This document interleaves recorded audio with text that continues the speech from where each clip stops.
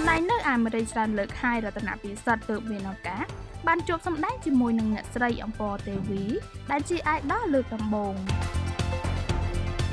ទៅសម្ដែងនៅសហរដ្ឋអាមេរិកច្រើនលើកច្រើនសារហើយតារាសម្ដែងរតនពិសិដ្ឋទើបមានឱកាសបានសម្ដែងនិងច្រៀងរួមជាមួយនឹងអតីតតារាសម្ដែងជើងចាស់អ្នកស្រីអំពរទេវីជាលើកដំបូងក្នុងជីវិត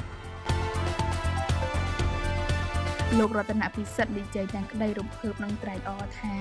ទម្រាំតែបានជួបបងស្រីគឺចាំយូរឆ្នាំណាស់ទោះបីមកទឹកដីនេះជាច្រើនលើកក្តី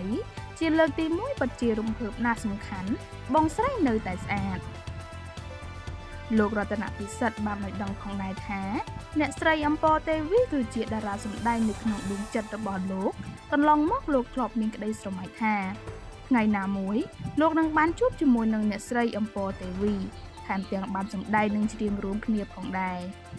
ពេលនេះក្តីប្រាថ្នារបស់លោកបានក្លាយជាការពិតហើយ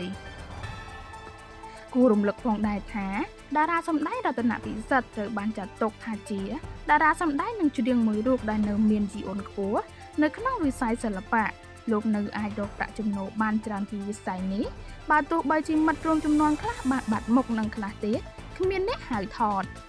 ក្រៅពីសម្ដែងលោករតនពិសិដ្ឋតែងតែត្រូវបានបងប្អូនខ្មែរនៅក្រៅប្រទេសអញ្ជើញទៅសម្ដែងជារៀងរាល់ឆ្នាំដូចជាប្រទេសអូស្ត្រាលីកាណាដាបារាំងនិងសហរដ្ឋអាមេរិកជាដើមសម្រាប់ទឹកដីអាមេរិកគឺលោកចេញទៅសម្ដែងញឹកញាប់បំផុតដោយសារតែនៅទីនោះមានអ្នកស្រឡាញ់និងចូលចិត្តស្ដាប់សម្លេងរបស់លោកច្រើនដូច្នេះហើយទើបលោកមានឱកាសបានចេញទៅកាប់លុយនៅទីនោះញឹកញាប់បំផុត